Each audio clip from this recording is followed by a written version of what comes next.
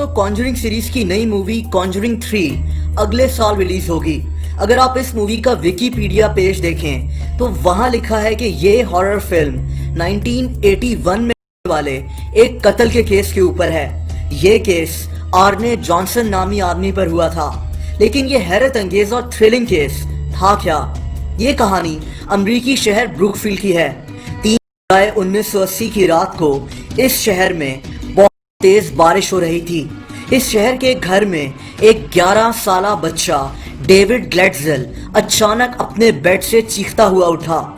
इसने अपनी फैमिली को बताया कि इसे अपने कमरे में एक आदमी नजर आया है जिसकी काली आंखें हैं और पतला सा चेहरा है। इसके दांत बहुत नुकीले हैं।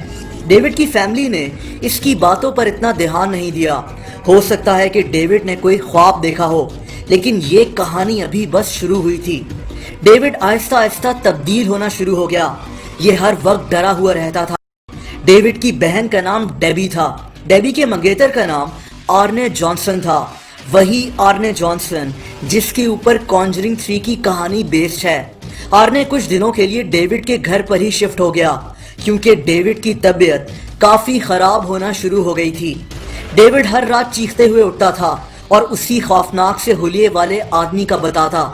ये कहता कि वो आदमी इससे एक कोने में खड़ा घूरता रहता है और इसको कहता है कि वो डेविड को एक दिन अपने साथ ले जाएगा। लेकिन डेविड के घर वालों को असल परेशानी तब होना शुरू हुई जब डेविड की बॉडी पर खुद ब खुद जख्म के निशान बनना शुरू हो गए। ये निशान डेविड के सोने के बाद बनते थे। इनके घर के ऊपर वाले हिस्से से अजीब किस्म की आवाजें भी आना शुरू हो गईं। डेविड की फैमिली काफी डर गई थी। ये लोग इसको एक साइकियाट्रिस्ट के पास भी लेकर गए, लेकिन डेविड की हालत और भी बिगड़ने लगी। यहाँ तक कि ये मुख्तलिफ आवाजों में बातें करना शुरू हो गया। डेविड एक बुक के बारे में भी बातें करता जिसका नाम पैराडाइज लॉस्ट था। डेविड इस किताब को अपनी फैमिली को सुनाता था, हालांकि इसने ये किताब कभी पढ़ी ही नहीं थी।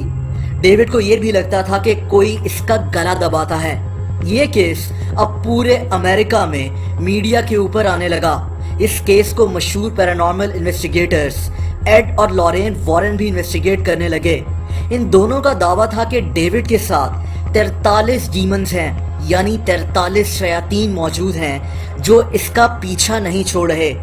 लेकिन इस पूरे केस में डेविड की बहन का फियांसे आर्ने जॉनसन कहां से आ गया? दोस्तों, आर्ने जो इस दौरान इन्हीं के घर में रह रहा था, अक्सर ऊंची आवाज में हंसते हुए कहता था कि ये शयातीन मेरे जिस्म में दाखिल होने से डरते हैं। लेकिन इसको ये नहीं पता था कि इसकी अपनी जिंदगी अब तब्दील होने वाली है।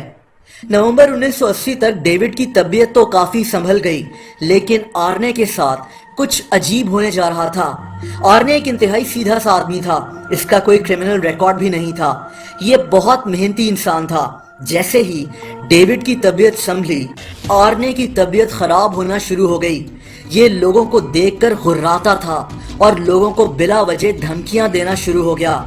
एक दफा इसकी गाड़ी दरख्त में जाकर लगी। आर्ने ने इस एक्सीडेंट का जिम्मेदार भी शयातीन को करार दिया। इसका कहना था कि ये पोजेस्ड है और शयातीन ने ही इसकी गाड़ी को बेकाबू कर दरख्त में मारा है।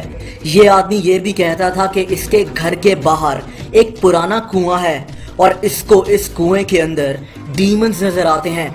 लेकिन 16 फरवरी 1981 को ब्रुकफील्ड में खौफ फैल गया जब आर्ने ने एक आदमी को कत्ल कर दिया। आर्ने एक रेस्टोरेंट में अपनी मंगेतर डेबी और अपने मालिक मकान एलन बोनो के साथ खाना खा रहा था। खाना खाते हुए आर्ने और एलन बोनो की किसी बात पर लड़ाई हो गई। आर्ने ने घुराना शुरू कर दिया। फिर इसने अचानक अपनी जेब से एक चाकू निकाला और अपने मालिक मकान एलन के पेट में मार दिया।